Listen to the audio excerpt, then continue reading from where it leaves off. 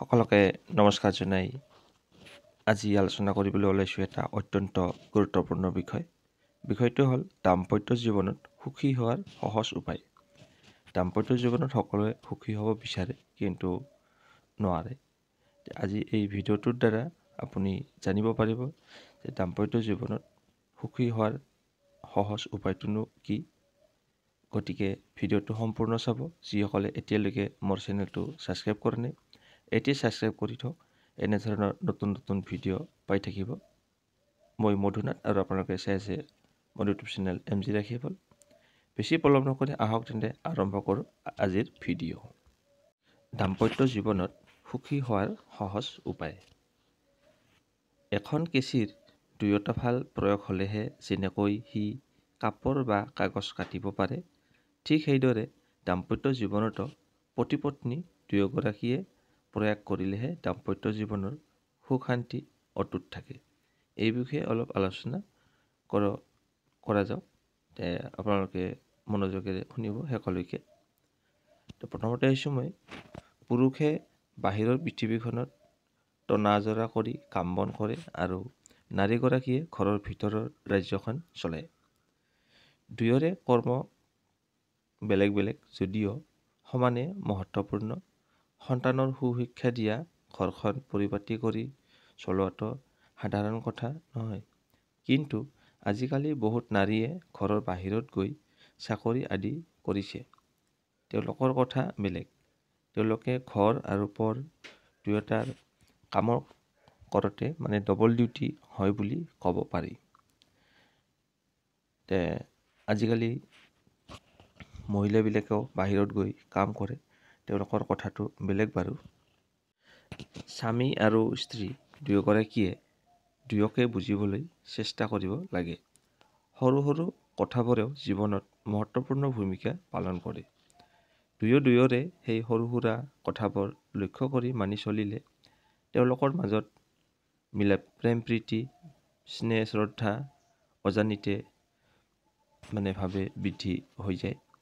উদাহৰণস্বৰূপে ধোৱা কাপোৰযোৰ পিন্ধিলে ইজনে যদি ভাল পায়, চেণ্ডেলযোৰ ৰান্ধনি ঘৰত নোসোমালে ইজনে যদি ভাল পায়, ধূম্ৰপান নকৰিলে যদি ইজনে ভাল পায়, তেন্তে সিজনে এইবোৰ মানি চলিব লাগে।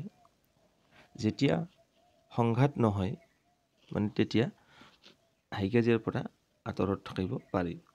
মুঠতে এৰাধৰাৰ মাজেদি দুয়ো জীৱনত আগবাঢ়ি যাব লাগে। খং উঠিলেও ধৰি থাকিব নালাগে, পাহৰি যাব লাগে। মনত ৰাখিব লগা কথাটো হ'ল যে মূৰ্খ লোকৰ মৰম জ্ঞানী লোকৰ খঙৰ নিচিনা। অৰ্থাৎ মূৰ্খ লোকৰ মৰম ক্ষণস্থায়ী আৰু জ্ঞানী লোকৰ খং ক্ষণস্থায়ী। তেওঁলোকে একো কথা ধৰি নাথাকে। খং উঠিলেও ক্ষমা কৰে, দুখত ক্ষমা কৰে। মহত্বপূৰ্ণ কথা হ'ল যে কেৱল জ্ঞানৰ কোনো মূল্য নাই যদি জ্ঞানক সঠিকভাৱে কামত লগোৱা নহয়। আপোনাৰ জ্ঞান থাকিলেও নহ'ব, সেই জ্ঞানক কামত লগাব লাগিব।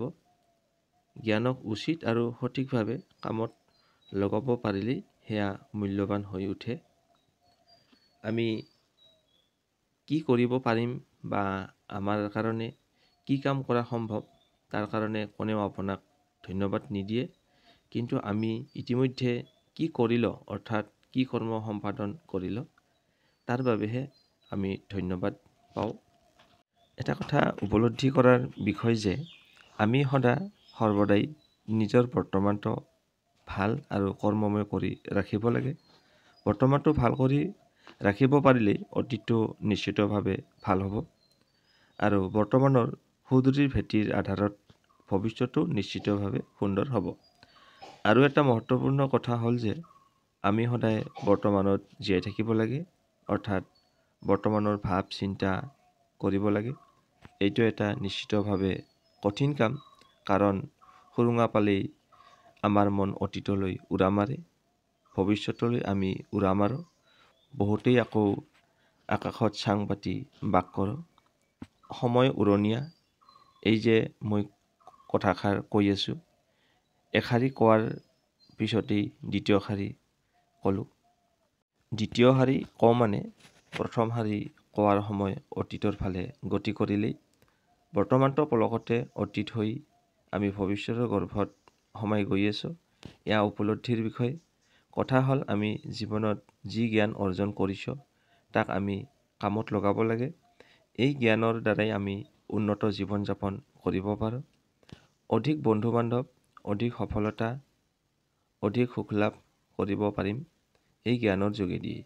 সেয়ে আমি সততে জ্ঞান অৰ্জন আৰু জ্ঞান দান এই দুয়োটাক আমি কৰিব লাগিব। সেয়ে আমাৰ জীৱন সাৰ্থক হ'ব। ভিডিঅ'টো চাই কেনে পালে জনাব। ভাল পালে লাইক এটা কৰি আমাৰ মনোবল বঢ়াব আৰু আপোনাৰ উপকাৰ হোৱাৰ লগতে আপোনাৰ বন্ধুবৰ্গক উপকাৰ হোৱাকৈ ভিডিঅ'টো আপোনাৰ বন্ধুবৰ্গক শ্বেয়াৰ কৰি দিয়ক। আপোনাৰ দাম্পত্য জীৱন সুখৰ হওক। ধন্যবাদ।